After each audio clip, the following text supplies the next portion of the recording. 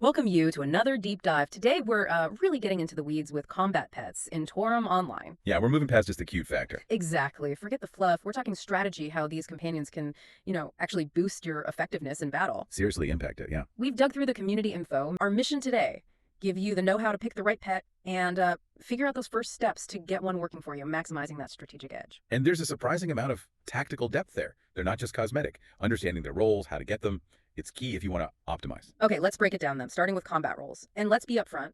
Your pet isn't taking down that boss solo. No, definitely not. Think support crew, not the main star. Their own damage, their toughness, it's limited. So the community and Creepme's guide really backs this up. Points to three main roles that actually work well: tank, support, and proration. Exactly. Tanks soak up damage, take the heat off you, Right. makes things safer. Right. Support pets, they're all about buffs, helping you perform better. Unseen heroes, kind of.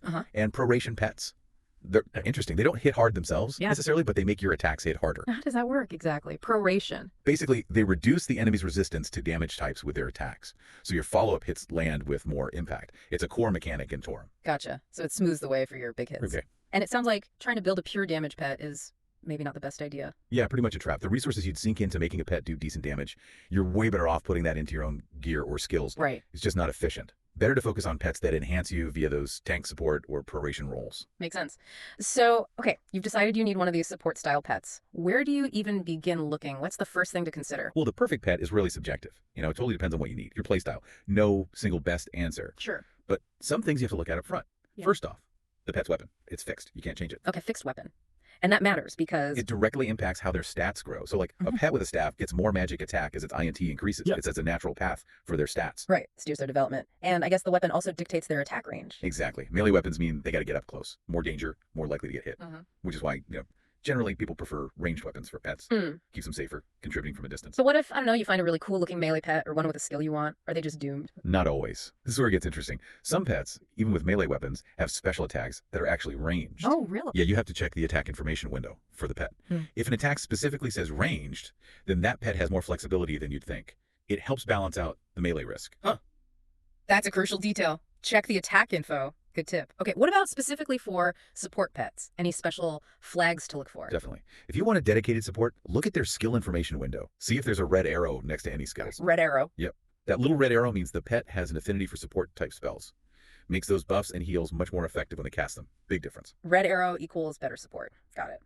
Okay, you mentioned type earlier as well. What's that about? How important is it? Well, type is huge. It's fundamental. It really affects their long-term potential, their automatic stat growth. When they level up, it's like their core programming. Okay. There's genius, which is kind of balanced, a decent all-rounder if you're not sure. But for specialized roles, you want to be specific. Like for tanks and supports. For tanks and supports, yeah, you're looking for magic defense or physical defense types. They get big boosts to VIT and resistances, makes them way tougher. Makes total sense. Keep them alive to do their job. And for proration pets, what type works best there? For proration, the go-to is usually dodge type Dodge. Why dodge? because it boosts their attack speed. More auto attacks mean more chances to trigger proration. Faster attacks equal more frequent damage boost for you. Ah, okay. Faster attacks equals more proration. Simple enough. So, weapon sets the initial direction, support affinity flags the healers, type dictates the long-term growth. Now, nature. Sounds like personality. Kinda, yeah.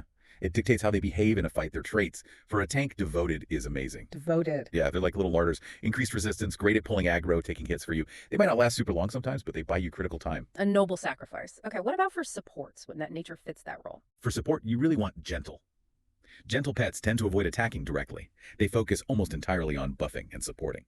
Plus, they often get better MP regen, so they can keep those buffs coming. Consistent support. Very nice. And for the proration crew, any specific natures? Proration has a bit more flexibility.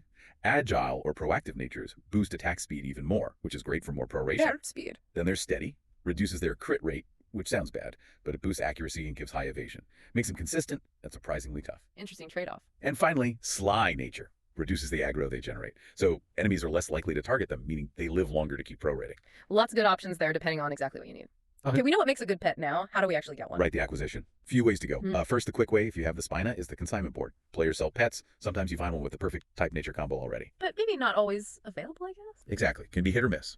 Option 2. Vagabond pets.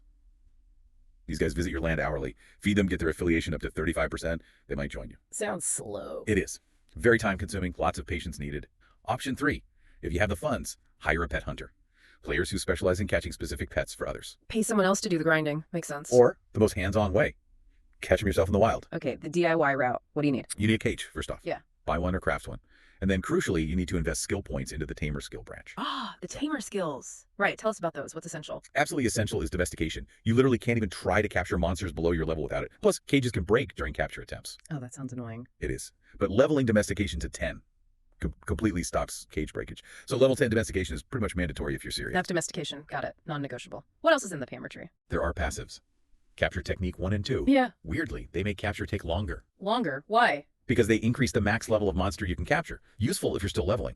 But if you're already max level, kind of irrelevant since you can target anything anyway. Okay, situational then. Then there's skilled capture. Passive. Gives a chance, just a random chance, to boost the captured pet's max level by 0 to 10 levels. Oh, nice potential bonus. And careful capture. Another passive. Chance to randomly boost the base growth potential of each stat by 0 to 10 points. So some RNG luck involved with those passives, potentially getting an even better pet.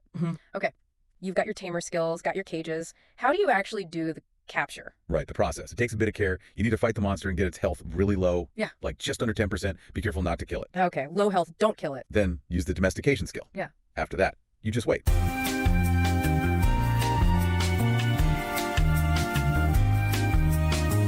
There's a little icon, you'll see it pulse. If it works, the monster surrenders, boom, it's yours. And if it doesn't, or if it's the wrong type nature? Then you gotta try again. The type and nature you get are random each time. So yeah, you might need to capture the same monster multiple times. Maybe many times. To get that perfect combo you want. Patience is definitely a virtue here, sounds like. Absolutely. So, finally, you capture one with the right type, right nature. What next? First thing, head back to your land. Release the pet there. It'll prompt you to give it a name. Personalize your new buddy. Exactly. And honestly, it's often a good idea to catch a few candidates with the right type nature. Because the next stage, the training and skill learning, that also involves some randomness. Having backups increases your chances of one turning out really great. So catching is just step one. You mentioned training. Besides type and nature, what else should you look at on the monster itself? Yeah, look at their actual attacks. Monsters have attack patterns, right? Some hits do huge damage but miss a lot. Others are weaker but land consistently. And which is better? Generally, especially for proration, where you want constant hits, you prefer reliability. Lower damage per hit, but higher accuracy is often better. And for proration specifically, attack animation speed is key. Faster animation means more attacks over time, more proration. Don't just pick the flashiest attack. Right, speed and consistency over flashy misses. Good point. What about the monster species' maximum level potential? Does that matter? Hugely important. A pet's max level cap determines its ultimate potential. Higher cap means more stats, more power in the long run. So always look for species with naturally high max levels. And new ones get added sometimes. Yeah, the devs add new wild pets periodically, and usually they're capturable and often have higher caps than older ones. Keep an eye on updates. For tanks or supports, a really solid choice right now is Bandit Lackey. High max level, good support skill affinity. You find them in Eval Uplands Area 2. Bandit Lackey, Eval Uplands Area 2. Got it. And for proration? A consistently good proration pet, works well pretty much any time, is Sorloon. Needs Knuckles, which is melee, but its basic attack is actually ranged, which helps a lot. Decent max level, good animation speed. Find those in Vanic Plains. Sorloon. Vanic Plains. Excellent. Concrete targets. Okay, so you found your Bandit Lackey or Sorloon. Okay, all this info, largely thanks to community knowledge like Kruthny's Guide, should give you a really solid start. It really should. It lays the groundwork. That's the whole next chapter, really. Feeding them specific things, teaching them skills, training stats to maximize their potential, leveling them up. It's pretty involved. Definitely sounds like enough for another deep dive entirely. Yeah, for sure.